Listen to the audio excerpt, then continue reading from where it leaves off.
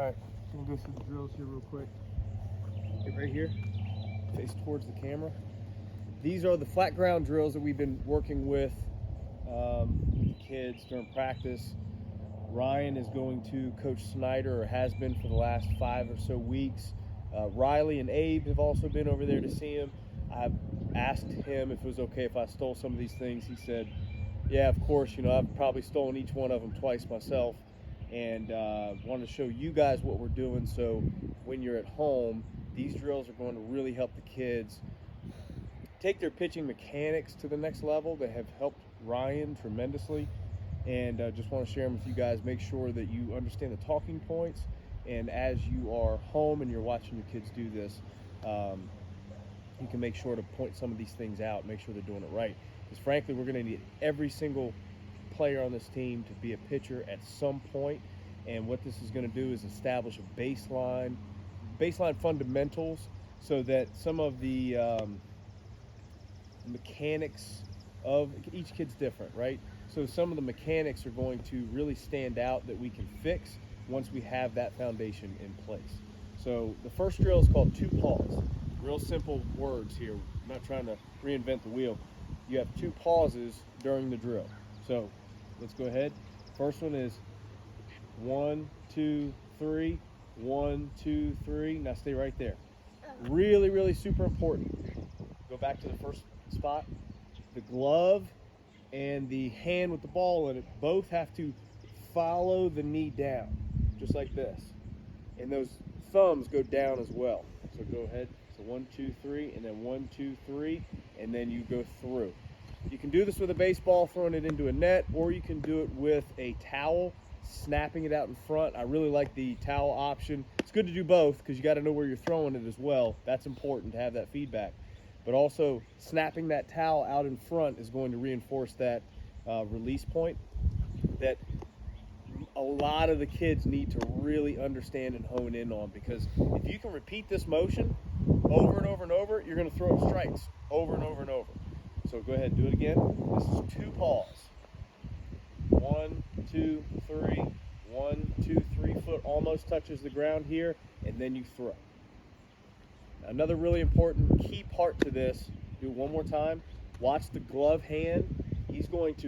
This elbow is going to come up, and it's going to rip down through right next to his heart. Not around, right down straight through. So 1, 2, 3. 1, 2, 3, and then rip through. You didn't finish that one very well. All right, next drill. 3 pause. Like I said, we're not trying to get too fancy here. There's 3 pauses. So the same 2 spots as before, but then you're going to step out and pause as well. So go ahead. No, go back to the beginning. There we go. So 1, 2, 3.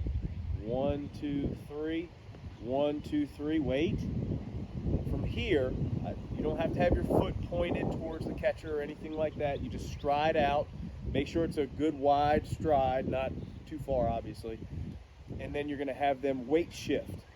And what we want to have happen is we want to have them looking down that elbow up, looking down that elbow, and feel the weight on this back foot, and shift back and forth as many times as they're comfortable. You just want to feel the weight on the back foot, and then push off and throw. There you go. All right, do it one more time. Come on, up. Don't worry about the birds. I know, don't worry about the birds. Here we go. 1, 2, 3. 1, 2, 3. 1. No, just go ahead. Weight shift. Weight shift. And then finish. There it is. All right. So that's 3 pause. Next one, halfway through. It's called balance to balance. So we're going to balance with our knee up, and then we go through the whole throwing motion and balance at the end. It's a little hard to do. We don't expect them to get it perfect every single time, but that's the purpose of the drills. You get better and better and better at it. So go ahead.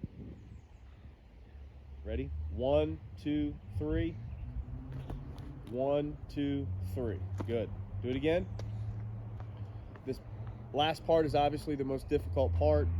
Don't expect them to get it right every single time, but as long as they are improving, this reinforces the position we want them to finish in and finishing the throw altogether, which Ryan really struggles with as it is. He drags that back foot, and this really helps him drill getting that foot up and into a better, more balanced position. Go ahead. 1, 2, 3, throw. 1, 2, 3. Very good. All right, last one. Probably the most important one, but it is nothing without the other three. This is a hard one to do for some kids. Ryan luckily does this one pretty decent. This is called the slow motion drill.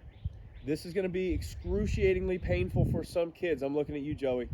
And you're going to go as slow as you possibly can through the entire pitching motion until your momentum starts to come forward.